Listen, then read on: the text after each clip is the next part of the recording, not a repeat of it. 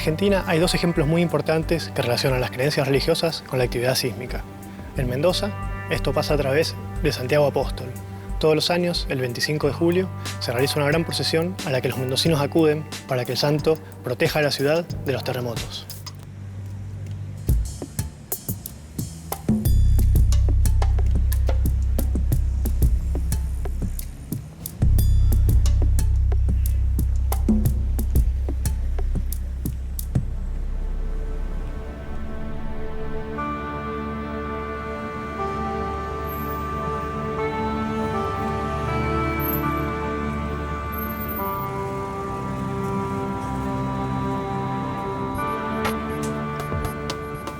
Del mismo modo, en Salta, el terremoto de septiembre de 1692, que destruyó la ciudad del Esteco, generó un sinnúmero de leyendas. Se piensa que la ciudad de Salta se salvó milagrosamente gracias a la invocación de la Virgen María. Todos los años, en septiembre, miles de salteños realizan una gran procesión dedicada a la Virgen y al Señor del Milagro, que reúne más de 850.000 personas.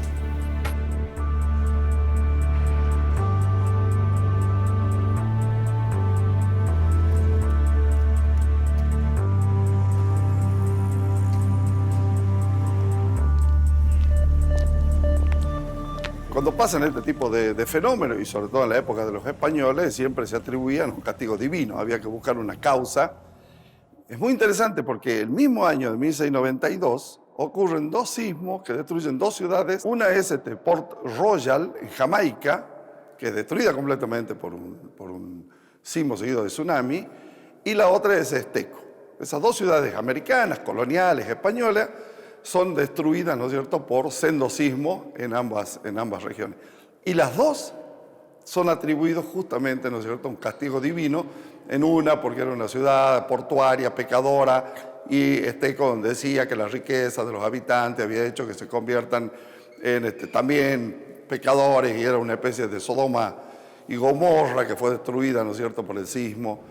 Pero lo cierto es de que más allá de eso, ese sismo de Esteco y posteriores sismos que se dan en la región dio pie a que la gente empezara con la idea de que la única manera, digamos, era que que Salta tenía estos patronos y que estos patronos podían, si se los sacaba en procesión, podían ayudar, digamos, a tener una consideración, digamos, con el tema sísmico. Obviamente que forma parte de las creencias y son absolutamente respetables, pero los que investigamos en la ciencia sabemos que los sismos, ¿no es cierto?, no responden a ningún tipo de patrones, estoy refiriendo a patrones estadísticos, ¿no?, ya que pueden ocurrir en cualquier momento de los 365 días del año y no importa, digamos, si es un mes específico, como siempre se dijo, bueno, septiembre, el mes de los sismos por el milagro, sino que pueden ocurrir en cualquier momento del año y así lo hemos visto. El último terremoto fuerte que hubo en Salta fue justamente el 27 de febrero del año 2010.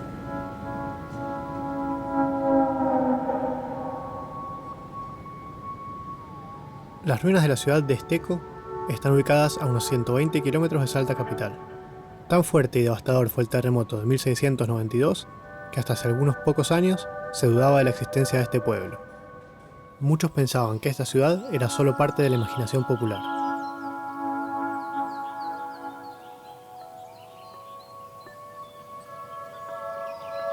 La ciudad Nuestra Señora de Talavera Madrid, más conocida como Esteco, se fundó en el año 1609 y se abandonó en el año 1692. Este abandono se produjo a raíz de distintos factores.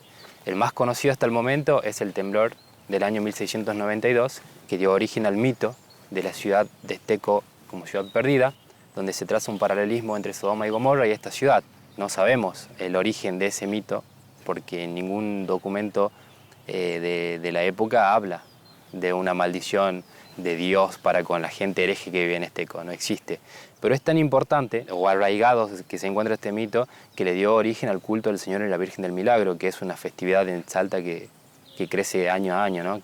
En el año 2015 se produce un sismo muy importante, en el mes de septiembre. Bueno, este mes está muy embebido en esta cuestión mitológica. Bueno, en ese momento yo estaba trabajando, estaba excavando parte de la iglesia y las personas de la zona estaban como muy alteradas y muchas de ellas estaban en contra de que nosotros sigamos excavando porque para ellos el hecho de que nosotros estemos acá hacía que Dios se enoje o que toda esta cuestión de ciudad maldita resurja y bueno, se pusieron un poco paranoicos, básicamente porque nos querían cerrar la excavación. ¿Los terremotos son maldiciones o castigos de los dioses?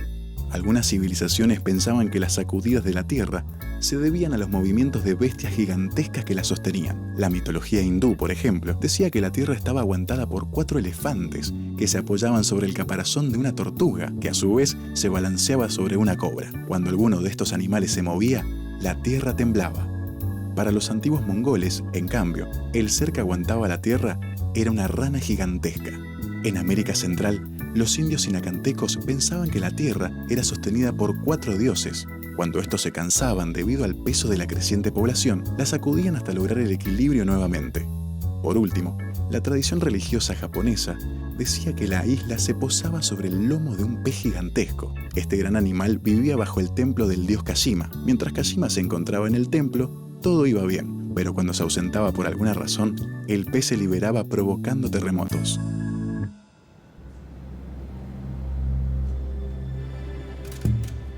En la ciudad de Mendoza, en el sitio fundacional se encuentran las ruinas de San Francisco.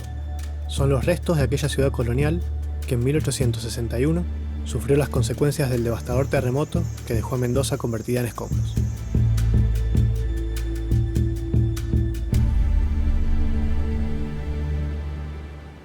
Nos encontramos en las ruinas de San Francisco, corresponden al templo que edificaron los jesuitas en la primera mitad del siglo XVIII.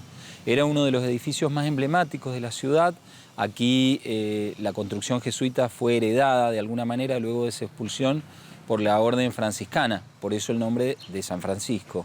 Este edificio representaba uno de los más importantes en un contexto de edificios religiosos que rodeaban la plaza hoy conocida como Plaza Fundacional. Justamente a 300 años de su fundación, un terremoto dio por concluido este proceso de esplendor y de expansión que había tenido la ciudad en este sector del territorio. Cuando los españoles se instalan en la ciudad de Mendoza, evidentemente tenían una experiencia y conocimiento sobre la existencia de sismos. Habían existido algunos a lo largo de la historia mundial muy referenciales. Evidentemente no se sabían ni se habían estudiado las causas de sus ocurrencias y ni tampoco las posibilidades de atenuarlos desde un punto de vista de decisiones constructivas. No obstante esto, en el siglo XVI y XVII existieron una serie de terremotos que produjeron daños en las ciudades de Cusco, en Guatemala, con lo cual ya se tenía una experiencia y un conocimiento de que estos fenómenos telúricos podían afectar el desarrollo de una ciudad. El 20 de marzo de 1861, a las 21 horas, un fuerte estruendo puso en alerta a los habitantes de Mendoza. Inmediatamente, la tierra comenzó a moverse bruscamente, a causa de un sismo de alrededor de 7 grados en la escala de Richter. Gran parte de la ciudad se derrumbó. Se estima que la mitad de la población murió y gran parte de los sobrevivientes resultaron heridos. Este fenómeno no solo fue el más destructivo de Mendoza, sino que uno de los más destructivos a nivel mundial y sin lugar a dudas a nivel latinoamericano a lo largo del siglo XIX. La ciudad de Mendoza y sus habitantes, los que habían sobrevivido, se encontraron ante la disyuntiva de reconstruirla o reinstalarla. Justamente triunfó la posición de llevarla a un nuevo emplazamiento situado a 2,5 kilómetros del punto del área fundacional hacia el sur-oeste y a partir de allí hacer un retrasado de una ciudad que respondiera a parámetros de la modernidad típicos de la segunda mitad del siglo XIX.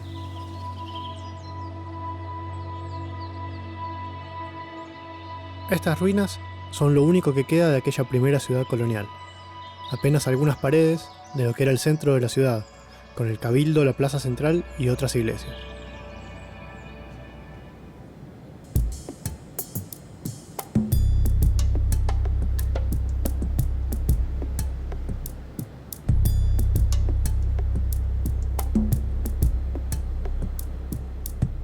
Una ciudad resiliente tiene la capacidad de prepararse, resistir y recuperarse frente a una crisis. Para ser resiliente, es necesario la participación de toda la sociedad formándose en prevención. Hay que llevar a cabo regularmente simulacros de preparación para emergencias, evaluar los sistemas de seguridad de todas las escuelas y centros de salud y actualizarlos, aplicar y hacer cumplir normas de construcción segura y principios de planificación del uso del suelo, proteger ecosistemas y barreras naturales para mitigar inundaciones y otras amenazas, y después de una catástrofe, garantizar que las necesidades de los sobrevivientes sean el eje de la reconstrucción.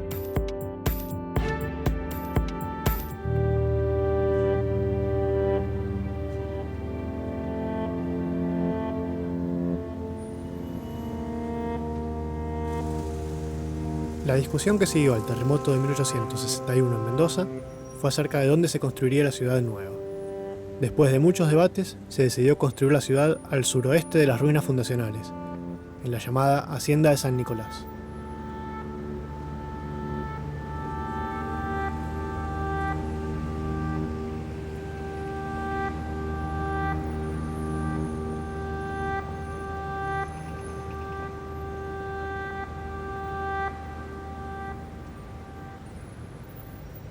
Cuando yo era jovencito, la gente no tenía conciencia de que en la ciudad de Mendoza actual, Sí.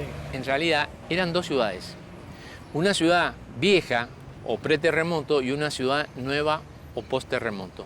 Yo también era un mendocino más. Entonces cuando yo empecé, digamos, a estudiar a la ciudad de Mendoza, bueno, empecé a darme cuenta, ¿no es cierto?, estas dos ciudades de las cuales no se hablaba.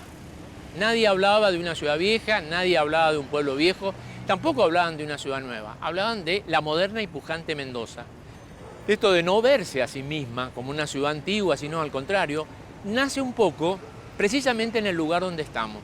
Porque aquí estamos en la Plaza Independencia, que fue el centro imaginado y proyectado para la ciudad post-terremoto.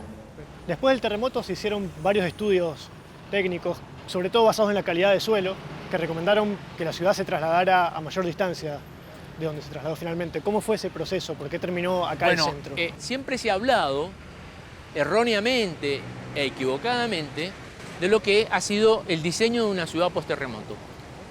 Mendoza no tuvo aquí, en la Plaza Independencia, un diseño de ciudad post-terremoto, porque tampoco lo podía tener, porque en la época en que se produce el terremoto de 1861, no se sabía por qué eran los terremotos. Sí, no se sabía casi nada de eso. Claro, no había desarrollo científico, ¿no es cierto?, para entender los terremotos. Entonces, mal podíamos estar previendo una ciudad para terremotos cuando no sabíamos por qué eran los terremotos.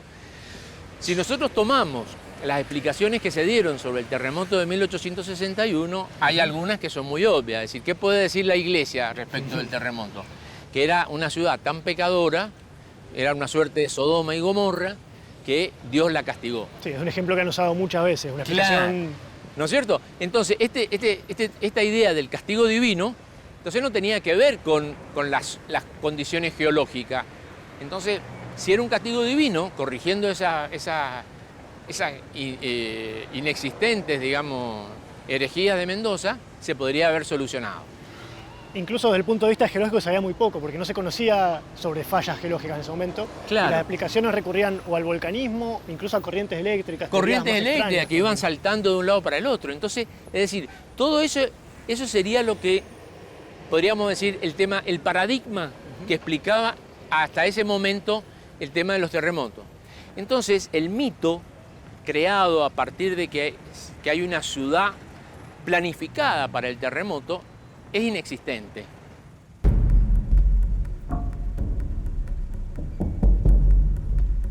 En la historia de la ciudad de Mendoza hay otro terremoto, el de enero de 1985, que si bien fue mucho menos trágico, causó importantes daños.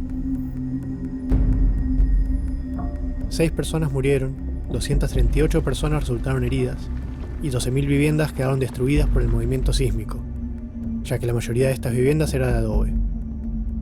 Uno de los departamentos más afectados fue Godoy Cruz.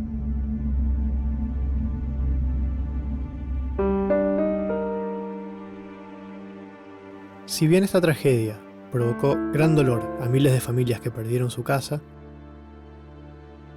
este sismo se convirtió en un nuevo aprendizaje para los mendocinos, obligándolos a pensar en nuevas construcciones, dejando de lado el adobe, en busca de materiales más resistentes y flexibles a la hora de planificar las construcciones.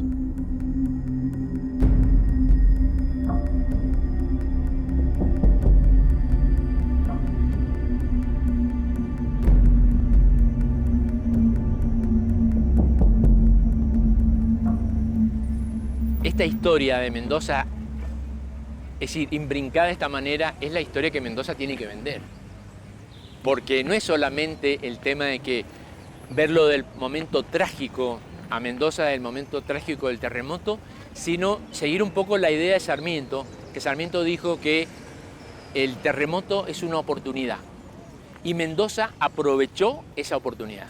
¿Para qué aprovechó? Para soñar un futuro que para una ciudad destruida era impensable. Hay un cambio inclusive de representación de Mendoza. ¿Por qué? Porque la vieja Mendoza había sido vista como una ciudad fea, chata, aburrida. Darwin va a decir, nunca estuve en un sitio más aburrido en mi vida. Entonces los mendocinos aprovecharon el terremoto para construir una nueva imagen de Mendoza. ¿Cuál? Una Mendoza de gente industriosa y tenaz. Entonces, a veces, ¿no es cierto?, uno puede mirar, es decir, como una ciudad que supo aprovechar la oportunidad. Y Mendoza, todo el siglo XX, giró sobre esta época, donde se pergeñó esta Mendoza moderna, y el siglo XX, a partir de 1950, Mendoza empezó a hacer la plancha. Sería una buena oportunidad de no necesitar un nuevo terremoto para dar un salto cualitativo en la ciudad que necesitamos para el siglo XXI. El 15 de enero de 1944, un terremoto de gran magnitud redujo a escombros la ciudad de San Juan. El proyecto de reconstrucción que vino a continuación transformó no solo la provincia, sino también la nación. A poco más de 8 semanas del luctuoso suceso, os confieso, señor presidente, que esta suma, que pasa de los 33 millones de pesos, puede muy bien motivar el orgullo de todos los argentinos, porque en la elevada cifra está contenida la honda emoción de humildes y pudientes, de mujeres y niños, que por igual han sentido en carne la enorme desgracia de nuestros hermanos de San Juan. En el momento de producido el terremoto de 1944, estaba gobernando Pedro Ramírez, que pertenecía al Grupo de Oficiales Unidos, y Perón estaba ocupando su cargo en la Secretaría de Trabajo y Previsión. Entonces, bueno, desde allí, Perón, apenas se entera de la tragedia, anuncia por cadena nacional radial en ese momento lo que estaba ocurriendo y exhorta un poco a la población a ayudar, a movilizarse, a juntar fondos para la provincia de San Juan. Y esto fue muy importante porque desde el lado de la presidencia de Ramírez, la respuesta que había tenido un poco la provincia tenía que ver más con lo moral, con que esto era parte de un castigo divino. Entonces el pedido del arrepentimiento, se organizaron muchas misas, en tanto que el discurso de Perón iba más a la colaboración social y a la solidaridad. La reconstrucción de San Juan fue bastante lenta y en el periodo peronista muy importante porque se empezaron a ensayar las primeras ideas, las primeras planificaciones de reconstrucción. Hubieron más de una planificación de reconstrucción. Y lo complejo es que no se llevó una adelante, sino que fue la combinación de varias. Y bueno, eso dificultó también mucho la reconstrucción, porque habían ideas muy encontradas respecto a cómo, de qué manera, con qué materiales había que reconstruir la provincia. Y mientras la élite gobernante quería reconstruir exactamente desde el lugar donde todo había sido derrumbado, habían otros planes que intentaban trasladar la ciudad más hacia el oeste. Por supuesto que estas ideas que tenía la élite gobernante era para conservar sus tierras, las mejores ubicaciones en el centro, y fue bastante conflictivo cuando hubo que reconstruir la provincia que estos grupos cedieran los espacios para que se pudiera lograr la reconstrucción.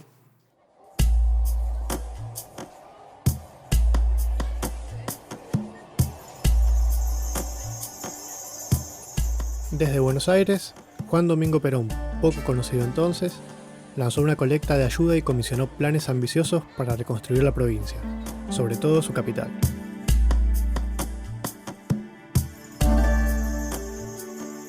El éxito de la colecta catapultó la carrera pública de Perón y San Juan se constituyó en un lugar de ensayo crucial para formar el movimiento que lo seguiría.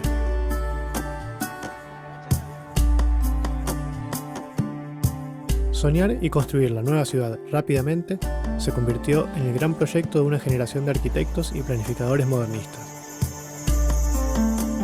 Además de un desafío complejo para los sanjuaninos y el gobierno peronista.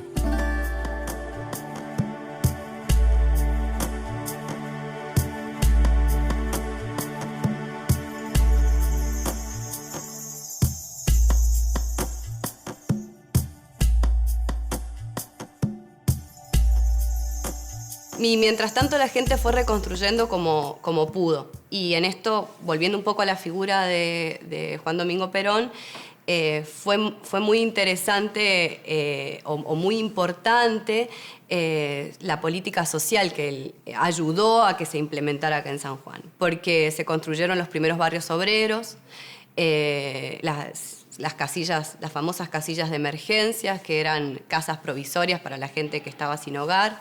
Se entregaron materiales para poder vivir momentáneamente hasta que se fueran construyendo la ciudad, y mucho tuvo que ver al principio la solidaridad de la gente. Todo lo que Perón empezaba a hablar desde sus discursos dentro de la Secretaría de Trabajo y Previsión, de repente podía aplicarlo en San Juan. Entonces, esa política social de protección a los más afectados de la tragedia, e incluso el pedido de las empresas de poder ayudar a sus obreros, a sus empleados, fue algo que funcionó muy bien y que después se pudo trasladar a nivel nacional. Siempre esto se cuenta como anécdota y es sumamente trascendental, porque cuando Perón estaba organizando un concierto para juntar fondos para San Juan, a una semana de ocurrido el terremoto, le presentan a Eva Duarte. Entonces, un poco para los que nos gusta reflexionar sobre estos eventos que a veces son producto del azar o de la casualidad, podemos arriesgar a decir de que no podría haber peronismo sin terremoto del 44. Porque realmente ellos se conocen ahí y después van a estar sumamente vinculados tanto para la reconstrucción de San Juan, a pesar de que eso queda un poco olvidado en la historia nacional, como para el proyecto de país que pensaron después.